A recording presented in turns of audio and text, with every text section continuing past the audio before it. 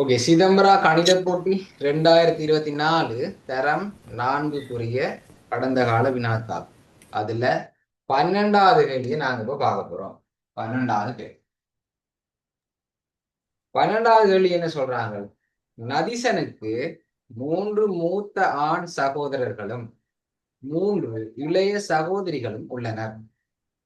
சரியா? அப்ப நதிசனுக்கு 3 அண்ணாமார் இருக்காங்க, அதே மாதிரி 3 தங்கச்சிமார் இருக்கணும் என்று சொல்றேன். சகோதரி 7 சகோதர சகோதரிகளிருந்தும், அதாவது 7 பேர்னு சொல்றது யாரு?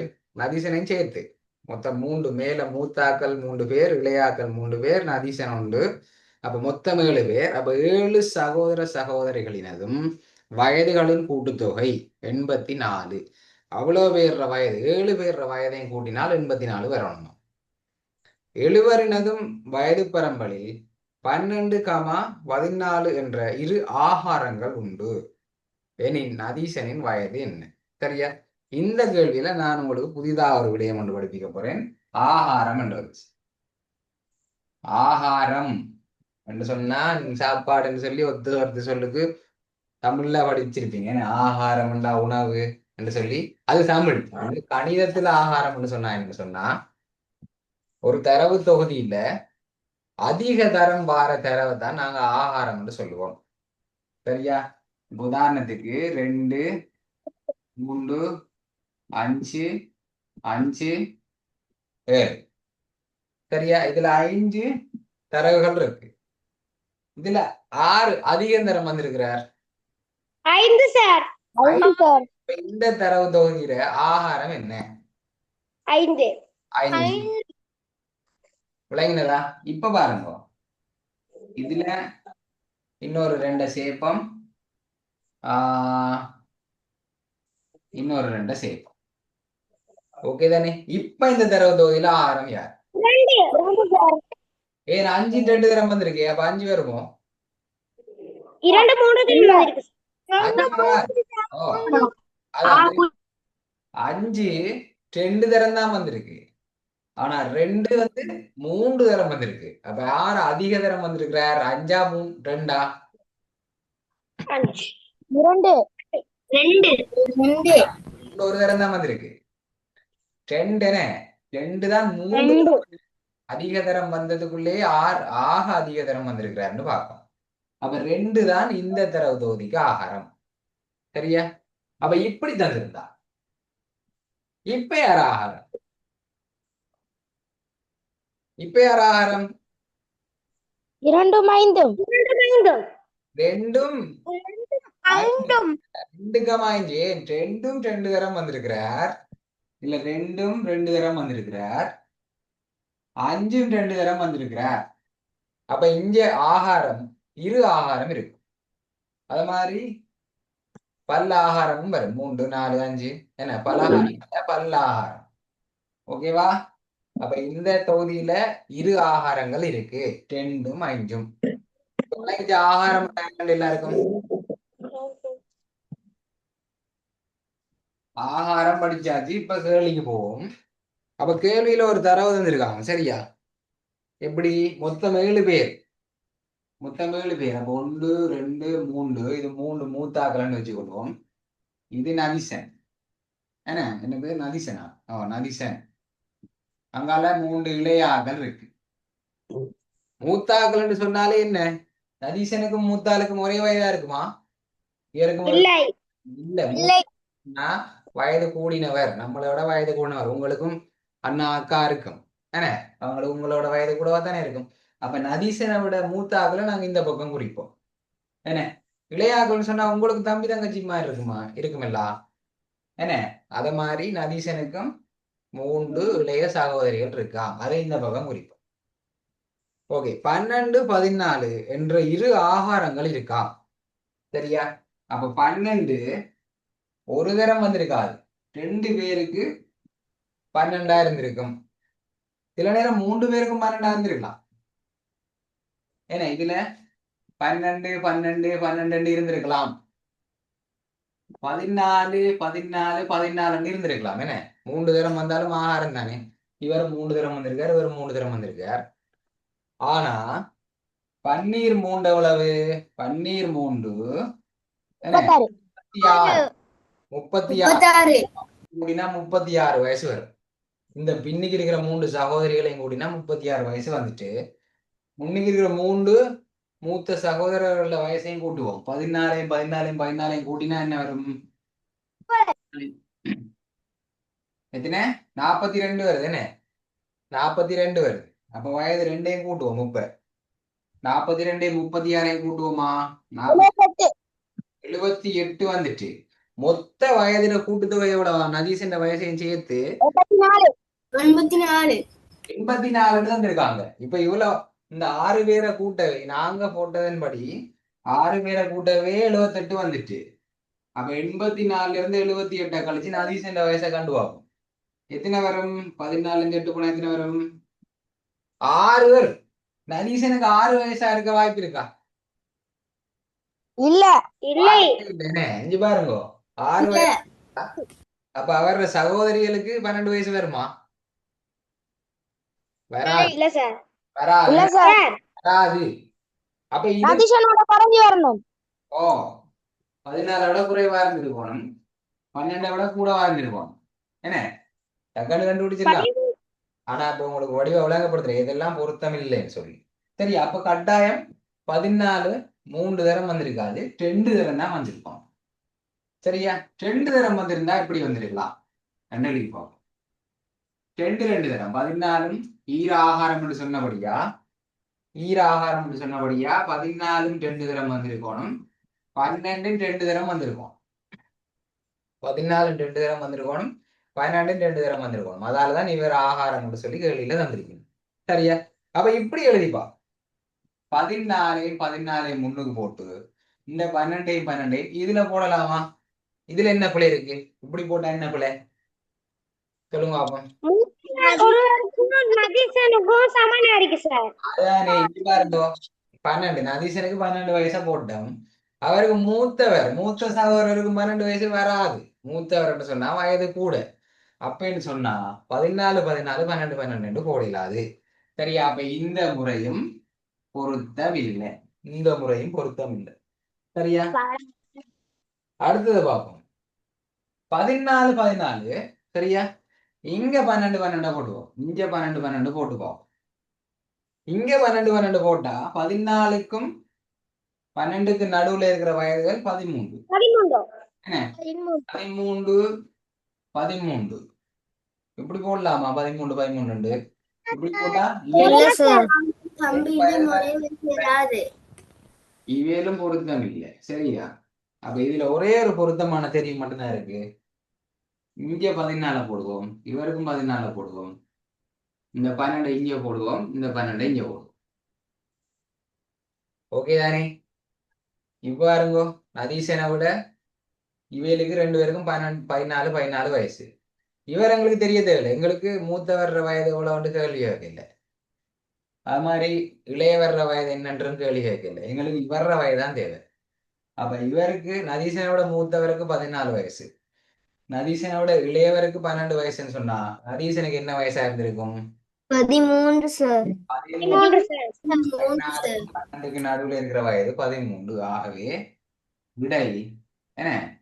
விடை 13 வரும். சரியா? ஓகே. அப்ப இந்த கேள்வியில நாங்க புதுசா என்ன படிக்கிறாங்க? இந்த கேள்வியில ஆகாரம். Very good. ஆகாரம் என்றால் என்னன்னு படிச்சினாங்க? ஆகாரம் என்றால் அதிக எண்ணிக்கையா வந்து வெரி குட், அதிக எண்ணிக்கையாக வர்ற தரவுதான் ஆகாரம். 2 ஆகாரம் இருக்கலாம், பல்ல ஆகாரங்களும் இருக்கலாம். ஓகே. இப்ப 13வது கேள்விக்கு போங்கோ. 13வது கேள்வி, தேவா தனது ஊதியத்தில், ஊதியம் என்ற என்ன? சம்பளம். தன்னுடைய சம்பளத்தில் 40 வீதத்தை உணவுப் பொருட்கள் வாங்குவதற்கு செலவு செய்கிறார். சரியா? மொத்தமா அவற்ற சம்பளம் 100 வீதம் அவர்கிட்ட இருந்திருக்கும். சம்பளம் வந்தோடனே என்ன சம்பள தேதி ஆண்டு அவர்கிட்ட 100% ஃபுல்லா இருந்திருக்கும். சம்பளம் இருந்திருக்கும். செலவழிக்கக்குள்ள உணவுப் பொருட்கள் வாங்குறதுக்கு 40% செலவு பண்ணிட்டார். சரியா? உணவுப் பொருட்களை வாங்குறது, சாப்பாடு சாமான் எல்லாம் வீட்டுக்கு வாங்க தானே வேணும், மரக்கறி காய்கறி என்ன எல்லாம் வாங்கணும். அப்ப எல்லாத்தையும் வாங்குறதுக்கு 40% சம்பளத்துல இருக்கிறதுல இருந்து செலவு பண்ணுது. அப்ப இப்ப அவளுக்கு 60% சார். எவ்வளவு 60% 60%. 60%. ஸ்கூல்ல இருந்து மியூட் பண்ணுங்க, mute பண்ணுங்கடா, சத்தமா இருக்கு. 40 போகும். அப்ப 60% இப்ப அவர்கிட்ட மிகுதியாக இருக்கும். ஆனா கேள்வி என்ன பின்னம், என்ன பின்னம்?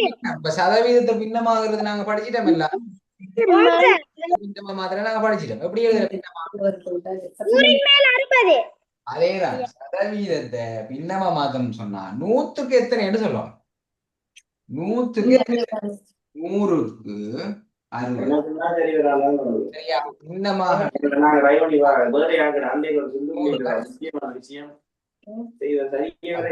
எல்லாரும் மியூட் பண்றேன், சுத்தமா இருக்கு.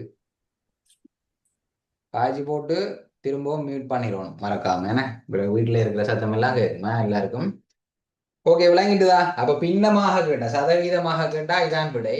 பின்னமாக கேட்டா 100க்கு எவ்வளவுன்னு சொல்லணும். 60% 100ன் மேல் 60. இப்ப இது இதுல 70 வந்திருந்தா 100ன் மேல் 70 வந்திருக்கும். இதுல ஒரு 45 வந்திருந்தா 100ன் மேல் 45 வந்திருக்கும். சரியா? அப்ப சதவீதத்தை நாங்க பின்னமா மாத்துறது ஏற்கனவே படிச்சிட்டோம். இப்பவும் திரும்ப ஒரு தடவை நினைவுபடுத்திட்டேன். அப்ப அடுத்த கேள்விக்கு போவோம். 14வது கேள்விக்கு வேகமா 14வது கேள்விக்கு போவோம். 14வது கேள்வி என்ன சொல்லுது? 10 வினாக்கள் கொண்ட பரீட்சை ஒன்றில் 20 வீதம் புள்ளிகளையும், சரியா, 20 வீதம் புள்ளிகளை பெற்றிருக்கிறார். ஏன்னா 100% புள்ளியை பெற இல்லை. 10க்கு 10 சரி எடுத்திருந்தாருண்டா, ஏன்னா 10 வினாக்கள் கொண்ட பரீட்சையில 10க்கு 10 சரி எடுத்திருந்தா 100% புள்ளியும் கிடைச்சிருக்கும். அவர் கணக்கு அப்படியே எடுத்துட்டார் போல இருக்கு. அப்ப 20% புள்ளிகளை பெற்றிருக்கிறார்.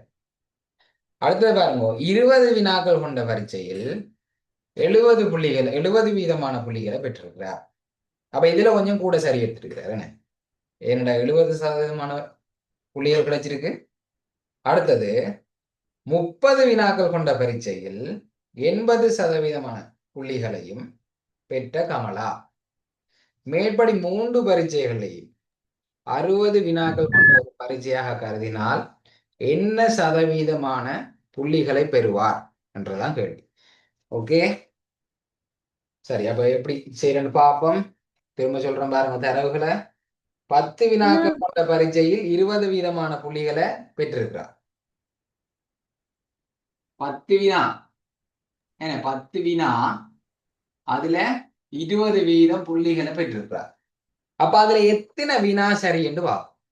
என்ன எத்தனை வினா? 10ல 20% காணும். 10ல 20%, 10ல 20%. அப்ப இது இப்ப சதவீதத்தை பின்னமா மாத்திர இப்ப சொல்லி தந்துருந்தானே. எப்படி பின்னமா மாத்துறது? 20ன் கீழ் 20ன் கீழ் போடுவோம். சரியா? 10 வினாவுல எத்தனை சரி எடுத்திருக்கிறாருன்னு பார்ப்போம். 20% சரி எடுத்திருக்கிறாருன்னா 10 தர 20ன் கீழ் 100 போடுவோம். அப்ப இது உங்களுக்கு வெட்டுறது இப்ப சொல்லி தந்திருக்கேன். என்ன இந்த பூஜ்ஜியத்தையும் வெட்டுவோம், இந்த பூஜ்ஜியத்தையும் வெட்டுவோம். சரியா? அப்ப பாருங்க, மிச்சமா இருக்கு என்ன இருக்கு? 1 2 2 கீழே 1 இருக்கு. அது போட தேவையில்லை. 2 1ஆல பிரிச்சா 2 தானே. அப்ப 2 வினா சரி எடுத்திருக்கிறார். ஏன்னா 10 வினாவுல 10 வினா இருக்கிற கேள்வியில இங்க எழுதுவோம். 10 வினாவுல 2 சரி, 2 வினா சரி. ஓகேவா? அடுத்ததை பாருங்க. அடுத்து என்ன சொல்லியிருக்காங்க? 20 வினாக்கள் கொண்ட பரீட்சையில் 70% புள்ளிகளை பெற்றிருக்கிறார். 20 வினாக்கள் கொண்ட பரீட்சையில் 70% புள்ளிகளை பெற்றிருக்கிறார். அப்ப எத்தனை சரி, 20 கேள்வியில எத்தனை சரி எடுத்திருக்கிறாருன்னு பார்ப்போம். அப்ப என்னன்னு செய்வோம்? 70 வீதத்தை காணும். 20ன் 70% காணும். சரியா? அப்ப என்ன செய்யறது? இந்த சைவரையும் வெட்டுவோம், இந்த சைவரையும் வெட்டுவோம். அப்ப மிச்சமா இருக்கிறது 2ம் 7ம். அப்ப 2 தடவை எவ்வளவு? 2 தடவை 14. அப்ப 14, 20ல 14 வினா சரி. 20 வினாவுல 14 வினா சரியாக செய்திருக்கிறார். சரியா? ஓகே, அடுத்த தடவை என்ன சொல்றாங்க? 30 வினாக்கள் கொண்ட பரீட்சையில் 80% புள்ளிகளை கிடைச்சிருக்காங்க. அப்ப 30ல 30இன் 80%. 80% என்று சொன்னா பின்னமா அப்படி எழுதுறது 80ன் கீழ் 100. ஓகேவா? அப்ப இந்த செய்வரையும் வெட்டுவோம், இந்த செய்வரையும் வெட்டுவோம். மேலால இருக்கிறதுல இருந்து கீழால இருக்கிறத வெட்டலாம். சரியா? பகுதி என்ன தொகுதி என்னாலையும் தொகுதி என்ன பகுதி என்னாலையும் வெட்டலாம். மேலையும் வெட்டலாது, கீழையும் வெட்டலாது. அதெல்லாம் நான் பார்த்துட்டேன். அப்ப என்ன மிச்சம் இருக்கு? 3 தர 8, 3 24. 24 வினா. 30 வினாவில் 30 வினாக்கள் கொண்ட பத்திரத்துல பரீட்சையில 24 வினா சரியாக செஞ்சிருக்கிறா கமலா. 24 வினா. அப்ப இங்க பாருங்க, இப்ப இத ஒரு மொத்தமா 3 எக்ஸ்ட்ராமா வச்சு நாங்க 1 மார்க்ஸ் போட போறோம். என்ன? இப்போ ஏழு எல்லாம் தான் பகுதி 1, பகுதி 2, பகுதி 3ன்னு சொல்லி 3 எக்ஸாமா நடக்கும் ஒரு பாடம். அதை எல்லாத்தையும் கூட்டி 100க்கு எவ்வளவுன்னு சொல்லி போடுவோம். அது மாதிரி இதுல 3 எக்ஸாமா வச்சிருக்காங்க. 3 எக்ஸாமா வச்சிருக்கு. இதுல 10 வினா கொடுத்துருக்கு முதலாவது எக்ஸாம்ல, 2வது எக்ஸாம்ல 20 வினா கொடுத்துருக்கு, 3வது எக்ஸாம்ல 30 வினா கொடுத்துருக்கு. மொத்தம் எத்தனை வினா கொடுத்துருக்கு? 10, 20, 30, 30, 30, 60 வினா. மொத்த கேள்வி வந்து 60. அதுல அவ எத்தனை சரி எடுத்திருக்கான்னு பார்ப்போம். சரி, அவ இதை கூட்டு வைப்போம். இந்த சரி எடுத்து எல்லாம் தனித்தனி கண்டிருக்கோம் தானே. இந்த இருக்கு 2, 14, 24. என்ன? 2, 14, 24. எத்தனை சரி எடுத்திருக்கா? விளங்கல? 28 சரி. 28 சரியா? 4, 4, 8, 8, 2, 10. சைவர் எழுதி ஒரு மிச்சம். என்ன? அங்கால 1, 3, 2, 2, 2, 4. எத்தனை சரி அவக்கு? 40 சார். 40. 60ல 40. சரியா? சதவீதம் வந்து கேட்டிருக்கு. பின்னமாக கேட்டிருந்தா 60 கேள்வியில 40 சரி. 60 கேள்வியில 40 சரி. பின்னமாக தருக சொல்லி கேட்டிருந்தா இதான் விட. ஆனா இங்க எவ்வளவு சதவீதம் என்று கேட்டிருக்கு. சதவீதம் நாங்க எத்தனைக்கு காண்றாங்க? சதவீதம் 100க்கு. Very good. 100க்கு எவ்வளவு காணுவோம். எல்லாருக்கும் 100க்கு தானே மார்க்ஸ் போடுறது. என்ன? எல்லாத்துக்கும் 100க்கு தான் மார்க்ஸ் போடுவோம். எந்த பாடம் எந்த பரீட்சைனாலும் அதுக்கு 100க்கு தான் மார்க்ஸ் போடுவோம். எத்தனை வினா செஞ்சாலும் கடைசியா 100க்கு தான் மார்க்ஸ் போடுவோம். இப்படித்தான் செய்யறது. எப்படி செய்யறது? 60 கேள்வியில 40 சரி என்றா 100க்கு எவ்வளவு சொன்னா 100 அளவு இருக்கும். அப்போ சைவரை வெட்டுவோம் பாருங்க. இதுல சைவரை வெட்டுவோம், இந்த சைவரையும் வெட்டுவோம். ஏன்னா வேற ஒன்றையும் வெட்டே இல்லை. அதை பெருக்குவோம். மேல 4 2ஆல வெட்டலாம், அது தேவையில்லை. நாங்க பெருக்குவோம். 4ஆல 100 பெருக்கணும். ஏன்னா மேலையும் பெருக்கும். 4ஆல 100 பெருக்கினா 400. 4 தர 100, 400. கீழே 6ஆல பிரிப்போம். கீழே 6 இருக்க 6ஆல பிரிக்கணும். அப்ப 400 6ஆல பிரிக்க தெரியும் தானே எல்லாருக்கும்? 400 6ஆல பிரிக்க தெரியும் தானே? 6 4க்குள்ள அடங்காது. அப்ப 40க்குள்ள உள்ளன்னு பார்த்தா 6, 6, 36. அப்ப 40ல இருந்து 36 போனா 4. இப்ப இந்த சைவரை கீழே இறக்குவோம், இந்த சைவரை கீழே இறக்குவோம். ஏன்னா திரும்பவும் 40 வந்துட்டு. அப்ப 6, 6 எத்தனை? 36. திரும்ப 4 வந்துட்டு. அப்ப இல்லாத சைவரை இறக்க போறோம். இனி என்ன?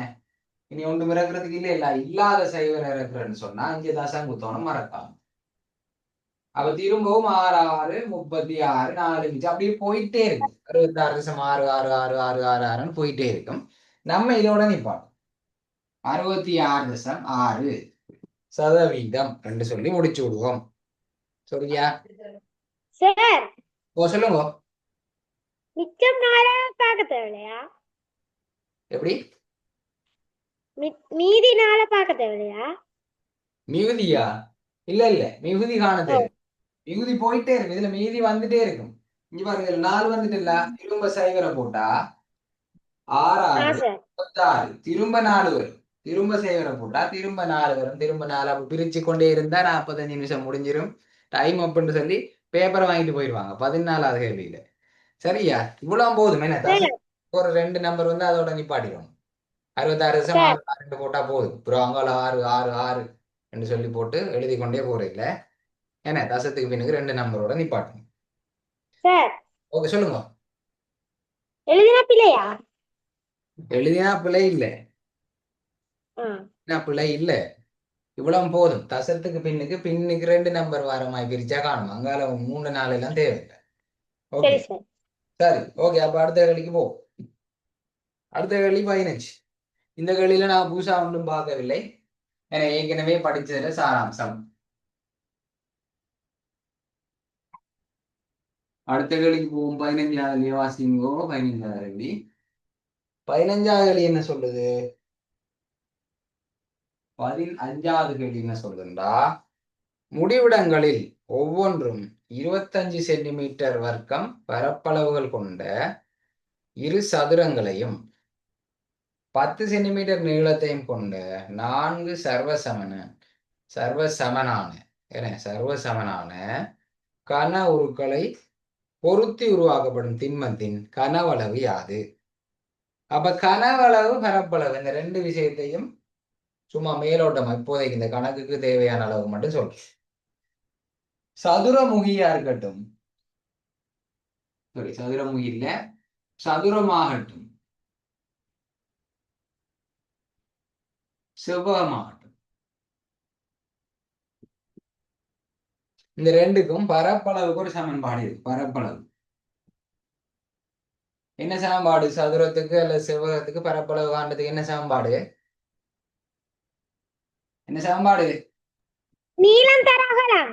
நீளம் தர நீளத்தையும் அகலத்தையும் பெருக்கினா சதுரத்துல அல்லது செவ்வகத்துல பரப்பளவு வரும். சரியா? உதாரணத்துக்கு இந்த சதுரம் என்று சொன்னா 4 பக்கமும் சமன். 4 பக்கமும் சமன். அப்போ ஒரு பக்கம் 5 சொன்னா அடுத்தது 5. அப்ப நீளமும் 5 தான், அகலமும் 5 தான். அப்ப 5 தர 5 25 சென்டிமீட்டர் வர்க்கம் வரும். 25 சென்டிமீட்டர் வர்க்கம் வரும். ஓகேவா? அதான் இதுல சொல்லியிருக்கு. முடிவிடங்களில் ஒவ்வொன்றும் 25 சென்டிமீட்டர் பரப்பளவு கொண்ட இரு சதுரங்களையும். சரியா? இப்ப ஒரு கனவுருன்னு சொன்னா இப்படிதான் இருக்கு. என்ன கனவுருன்னு சொன்னா உங்களோட கொம்பாஸ் போட்டி மாதிரி இருக்கு. இப்படி இப்படி ஒரு கனவுரு இருக்கும்.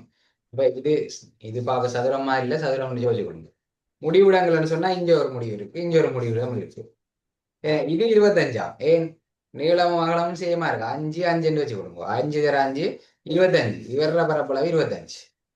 அது மாதிரி இந்தியாவில் ஒரு முடிவிடம் இருக்குல்ல, 5 தர 5 இவரும் 25. அதான் அதுல சொல்லியிருக்காங்க. ஓகேவா? இப்படி 4 இருக்கு. சர்வசமன் சொன்னா என்ன? ஒவ்வொன்றும் சமனான ஒன்றை கண்டிக்கண்டா சரி, ஒன்றுட கனவளவை கண்டா சரி, 4ஆல பிரிக்க விட்டா 4 கனவளவும் வந்துடும். ஓகேவா? சரி, இப்ப பரப்பளவு முடிச்சு. இதான் பரப்பளவு. அடுத்தது கனவளவு. கனவளவுன்னு சொன்னா சதுரமுகி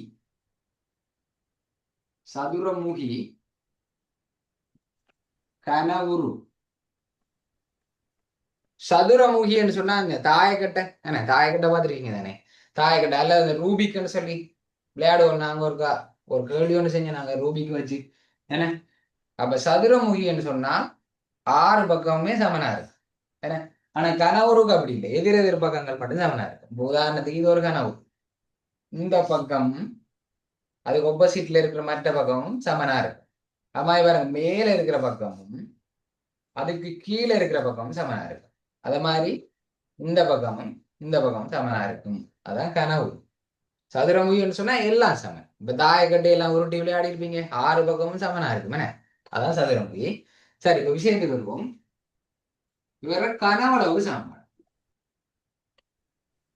என்ன சமன்பாடு? நீளம் தர அகலம் தர உயரம். Very good. நீளம் தர அகலம் தர உயரம். நீளம் தர அகலம் தர உயரம்.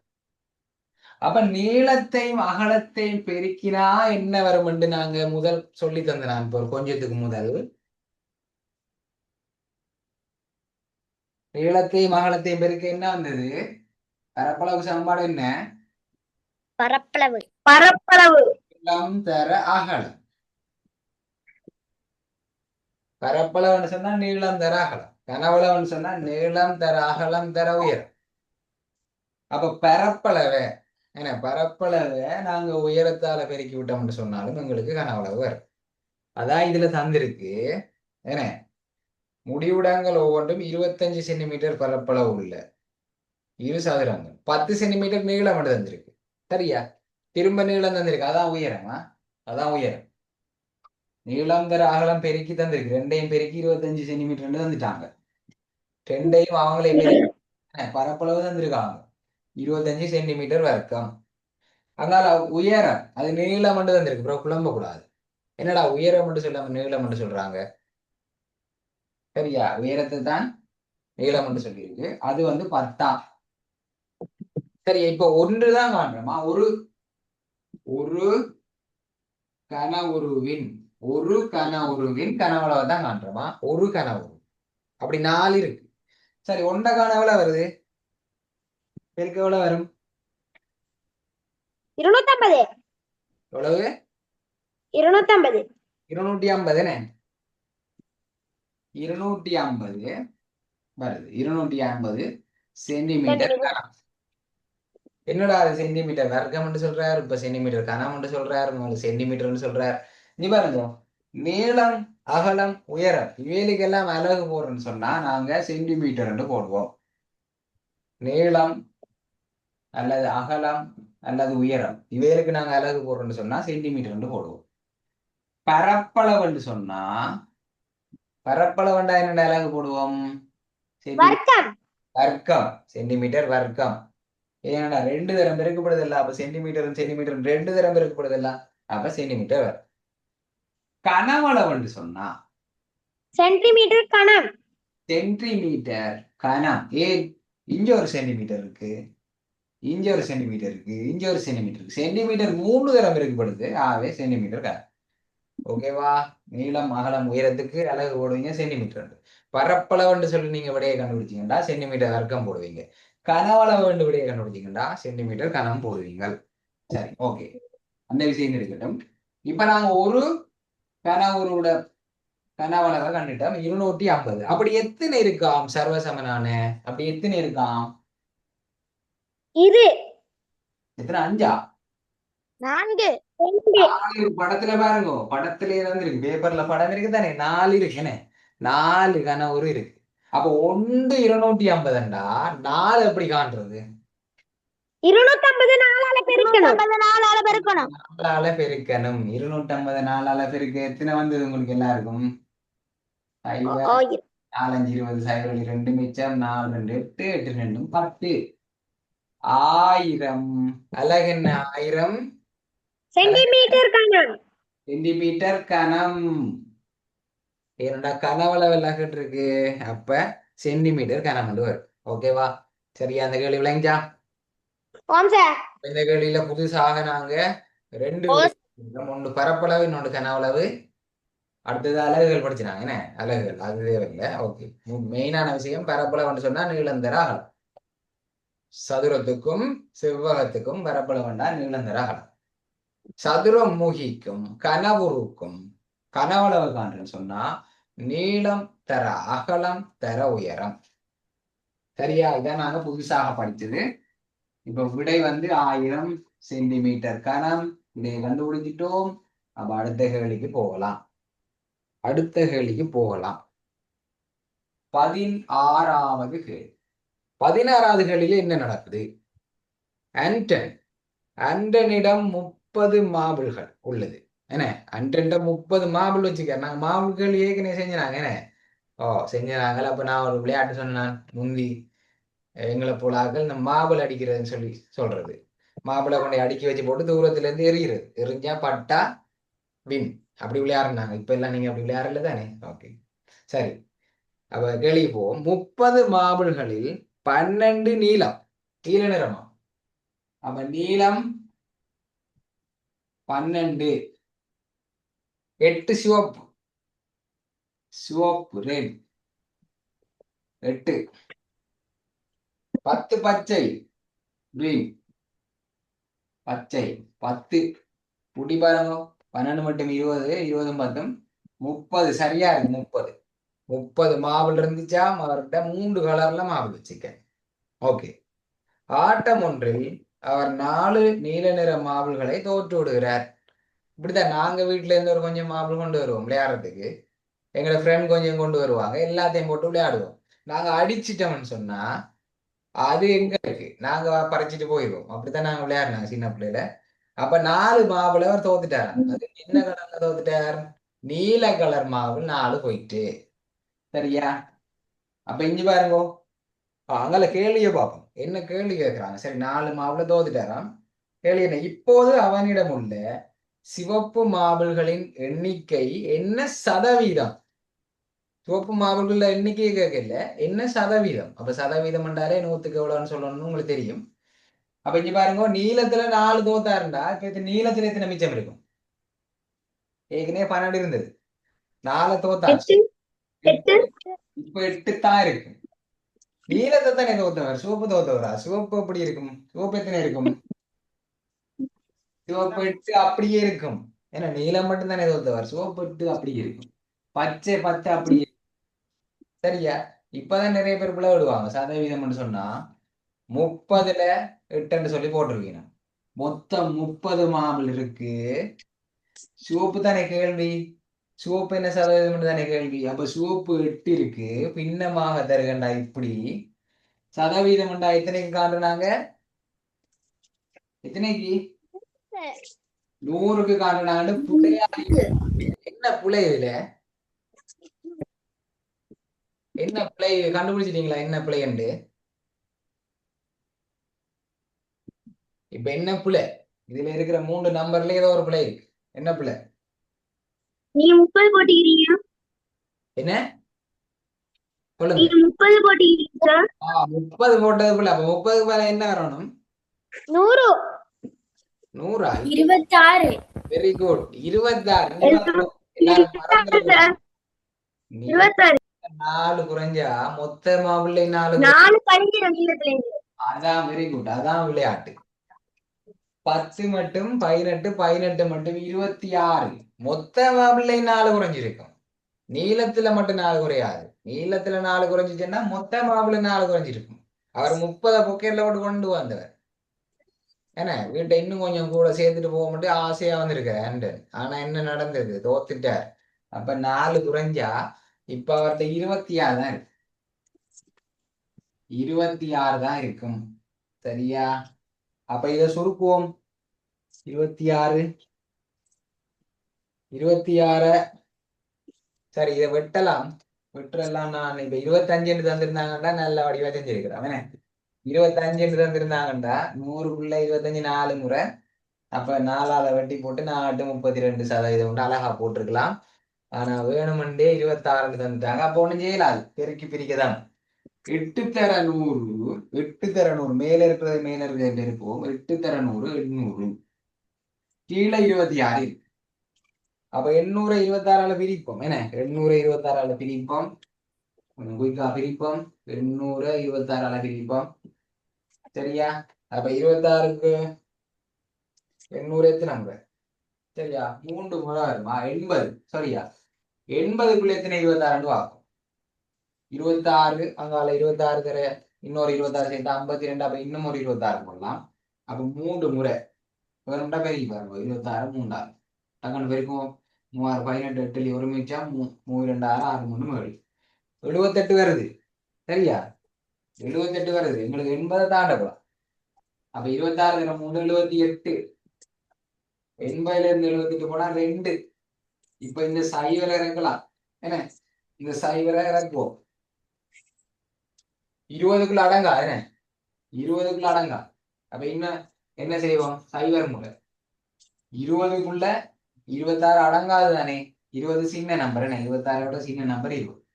அப்ப என்ன செய்வோம்? எத்தனை முறை வரும்? சைவர் முறை வரும். அப்ப 26 சைவர் சைவர். இனி 20ல இருந்து 0 போனா 20 வரும். இனி இறக்குறதுக்கு ஒரு நம்பரும் இல்லைனே. இறக்குறதுக்கு ஒரு நம்பரும் இல்லாட்டி என்ன செய்வோம்? தசங்குத்தனம். விரைவும் தசம் குத்தி ஒரு சைவரை இறக்கும். தசம் குத்தி ஒரு சைவரை இறக்குவோம். அப்ப 200க்குள்ள எத்தனை 26 இருக்கும்? 200க்குள்ள எத்தனை 26 இருக்கும்னு சொன்னா 7 26 இருக்குமா? நான் டக்காண்டு போடுறேன். ஏன்டா நிறைய கேள்வி செய்யணும் இல்ல, அதுக்காண்டி குயிக்கா போடுறேன். வேணுமெண்டா பெருக்கி பாருங்க. 26 7ஆல 7 6 42 2 7 4 மிச்சம் 7 2 14 14 4 18 182 வரும். சரியா? எங்களுக்கு தசத்துக்கு பிறகு ஒரு நம்பர் போட்டாலே காணும். ஏன்னா அதான் விட. அப்ப என்ன விட? சதவீதமாக 30.7%. 30.7%. ஓகேவா? மிச்சம் வந்தா பரவாயில்லையா? என்னண்டு? அந்த ஒரு நம்பரை நம்ம பிரிக்கும் தானே, அந்த நம்பரை பிரிச்சு இப்ப மிச்சம் வந்தா பரவாயில்லையா? மிச்சம் வந்தா பரவாயில்ல, மிச்சம் வந்துட்டே தான் இருக்கு. அப்ப சொன்ன 25 சொல்லி தந்திருந்தாங்கன்னா ஜாலியா செஞ்சிருக்கலாம். இங்க பாருங்க, இதுல 25 தந்திருந்தாங்கன்னா 5 மார்க்ல தோத்திருந்தாருண்டா 25ஆல 100 பிரிச்சா 4 முறை 4 8 32 அழகா போட்டிருக்கலாம். ஆனா அவங்க வேணுமென்றே நாங்க எங்களுக்கு வேலை வைக்கணும்ன்றதுக்காண்டி 26 தந்துட்டாங்க. அப்ப ஒண்ணும் செய்யல, மிச்சம் வந்தே ஆகும். இங்க பாருங்க, இப்ப 200ல இருந்து 182 போனா 18 வரும். 18 சொன்னா அங்கால இன்னொரு சைவர் 180. 180க்குள்ள 6 முறை இருக்கு. பெருக்கி பாத்தீங்கன்னா தெரியும். 180க்குள்ள 6 முறை இருக்கும். அப்ப வேணுமெண்டா நீங்கள் 30.76 என்று போடணும். 30.76 தசத்துக்கு பின்னுக்கு அங்கால ஆக பிரிச்சு கொண்டே இருக்காங்க. பிரிச்சு கொண்டே இருந்தா அப்படியே இன்னொரு போட் கீழே வச்சு நான் அப்படியே எழுதுவோம். ஏனே சரியா? தசத்துக்கு பின்னுக்கு 2 நம்பர் வந்தா காணுமா? அதுக்கு பின்னுக்கு மேற்கட்டு கொண்டிருக்காங்க. என்னடா அது மிச்சம் வந்துட்டே இருக்கு. மிச்சம் வராம பிரிபடும் வரைக்கும் நான் இன்றைக்கு பிரிச்சு முடிச்சுட்டு தான் இன்றைக்கு அடுத்த கேள்விக்கு போறது ரெண்டு சொல்லி இருந்தீங்கன்னு சொன்னா டைம் அப்னு சொல்லி பேப்பரை வாங்கிட்டு போயிடுவாங்க. 16வது கேள்விக்கு பின்னுக்கு அங்கால 9 கேள்வி இருக்கல்ல, அங்கால சில நேரம் இதை விட ஈஸி கேள்வி இருக்கும். ஏன்னா இதை விட ஈஸி கேள்வி பின்னுக்கு சர்ப்ரைஸா வச்சிருப்பாங்க. ஆனா நீங்கள் அதை வாசிக்காமலே நியாயமா ஏன்னா அந்த பாருங்க, நான் சொல்றேன் 16வது கேள்விக்கு பிறகு 17வது கேள்வி சர்ப்ரைஸா ஒரு ஈஸி கேள்வி வச்சிருக்கு பாருங்க. உங்களுக்கு இதை செய்யக்குள்ள இதை போய் 17வது கேள்வியா போட்டிருக்காங்களே என்று சொல்லி தோணும். சரியா? பாப்போம் என்ன கேள்வி. 17 ஆனந்திடம் ரூபா 300 ரூபா வச்சுக்கிறேன். ஆனந்த் பிடிப்போம். ஆனந்த் 300 ரூபா வச்சிருக்கிறார். அங்கால கிருபா 100 ரூபா. கிருபா வந்து 100 ரூபா வச்சிருக்காரு. சரியா? கிருபா வந்து 100 ரூபா வச்சிருக்கிற. 100 ரூபா உண்டு. ஆனந்த் எத்தனை ரூபாவை கிருபாவிடம் தந்தால் 2 பேர்ட்டும் சமதொகை வைத்திருப்பாங்க? எப்படி ஈஸி கேள்வி பாத்தீங்களா? மொத்தம் எவ்வளவு இருக்கு? 2 பேர்ட்டையும் மொத்தம் எவ்வளவு இருக்கு? மொத்தம் 400 ரூபா. 400 ரூபாய். 400 ரூபா. அப்ப 400 ரூபாய் அரைவாசி எவ்வளவு? 200 ரூபா. 200 ரூபா. 200 ரூபாய் இருந்தா 2 பேரும் சமனா இருப்பீனம் இல்ல? சமனா இருப்பீனம் என்ன? அப்ப எத்தனை ரூபாய் கொடுக்கணும் அவருக்கு? இருபாட்டு எத்தனை ரூபாய் கொடுக்கணும்? 100 ரூபா. 100 ரூபாய். 100 ரூபா சார். Very good. அதேதான். 100 ரூபாய கொடுத்தா ஆனந்த் டெம்போ இருக்கும் 200 ரூபா. 200 ரூபாய். 100 ரூபாய் குறைஞ்சிரும். கொடுத்துட்டாரு தானே, 100 ரூபாய் குறைஞ்சிரும். இருபாட்ட 100 ரூபாய் ஏற்கனவே இருந்தது. இப்ப ஆனந்த் ஒரு 100 ரூபாய் கொடுத்தாரு. இருபாட்டு எத்தனை இருக்கும்? ரூபா 200 இருக்கும். 200 ரூபாய். அப்ப எவ்வளவு கொடுத்திருக்கோணும்? ஆனந்த் வந்து இருபாட்டு எவ்வளவு கொடுத்திருக்கோம்? 100 ரூபாய். 100 ரூபாய். பார்த்தீங்களா? அவ்வளவு ஈஸி கேள்விய 17வது கேள்வியா போட்டிருக்கண்டு. அப்ப நீங்க 16வது கேள்வியிலேயே இருந்து டைமை மினக்கெடுத்திருந்தீங்கன்னு சொன்னா இன்னைக்கு இருக்கிற இந்த சர்ப்ரைஸான கேள்விகளை எல்லாம் செய்ய முடியாம போயிடும். இதுக்குதான் சொல்றது, ஒரு கேள்வியில தடக்குப்பட்டுதுன்னு சொன்னா, விட வருதே இல்லைன்னு சொன்னா அந்த கேள்வியை விட்டுட்டு அடுத்த கேள்வி போங்க. அடுத்த கேள்வி செய்யக்குள்ள சில நேரம் அது அதை விட ஈஸி கேள்வியா இருக்கும்.